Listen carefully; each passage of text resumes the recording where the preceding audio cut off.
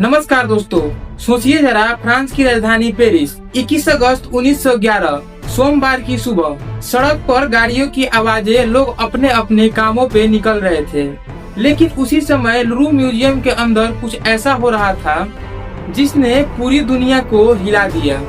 Museum से 3 आदमी चुपचाप बाहर निकलते हैं। उनकी हाथों में एक कंबल लिपटा था।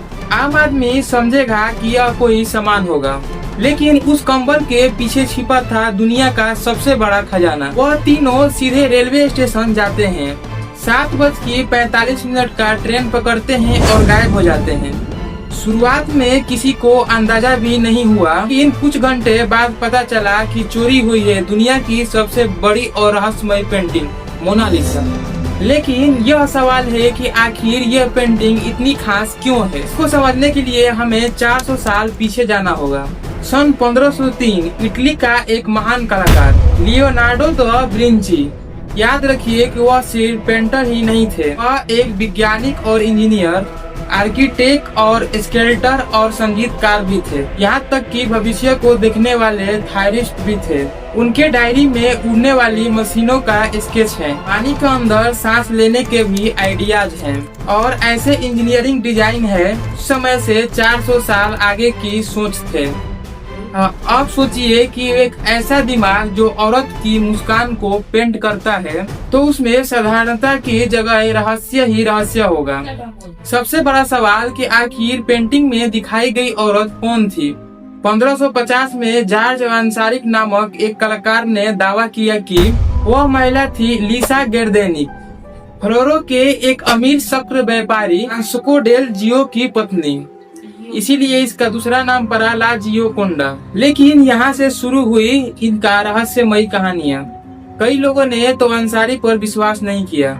कई लोगों ने तो कहा कि दा विंची का माँ है। कई लोगों ने तो सोचा कि ये रानी का पोर्टेंट है। और सबसे अजीब थ्योरी, दा विंची ने खुद को औरत के रूप में पेंट किया, यानी मोनालिसा असल में दा विंची ही है। सोचिए जरा कि जब ये सच हो तो क्या हम सदियों से एक सेल पर्ट्यूट इन डिस्यूज देख रहे हैं।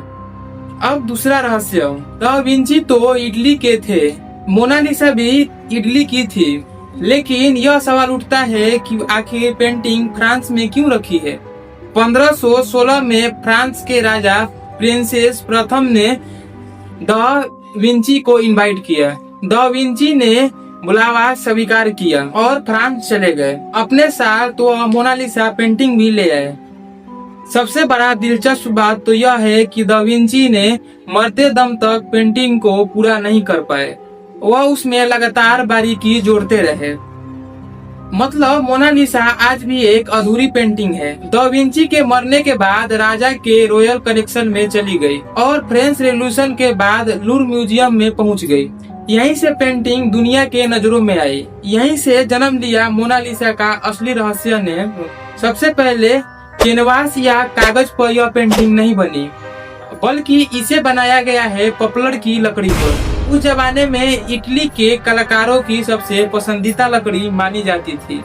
दूसरी बात, इसका साइज बहुत ही छोटा है, 77 गुने 53 सेंटीमीटर। इतनी छोटी पेंटिंग लेकिन इतनी मशहूर। असली कारण है कि इसकी मुस्कान। जब इसे आप साइड से देखते हैं तब वह आपको मुस्कुराती लगती है, लेकिन जब आप उसे सीधे चेहरे पर ध्यान देते हैं तो गंभीर हो जाती है। लेकिन यह पेंटिंग आपके देखने के एंगल से बदल जाती है। दा विंची ने इसे बनाने के लिए सेफोमोटो टीचिक्यू इस्तेमाल की। स्कटल के बीच यहाँ हार्ड लाइन नहीं होती, स्मूथ शेडिंग होती है। इसी वजह से यह पेंटिंग जिंदा लगती है। लेकिन यह लगता है कि सबसे बड़ा ट्विस्ट, क्या आप जानते हैं 1911 की चोरी के बाद मोनालिसा की पेंटिंग फेमस हुई।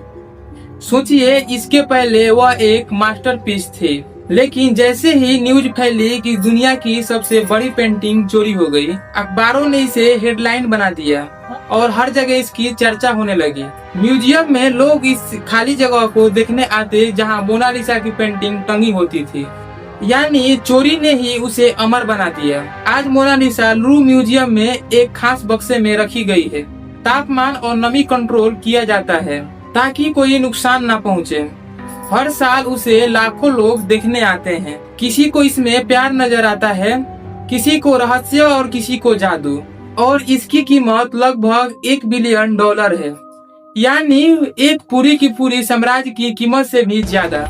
तो दोस्तों यही है मोनालिसा का रहस्य, एक अधूरी पेंटिंग और रहस्यमयी मुस्कान, एक चोरी जिसने उसको अमर बना दिया।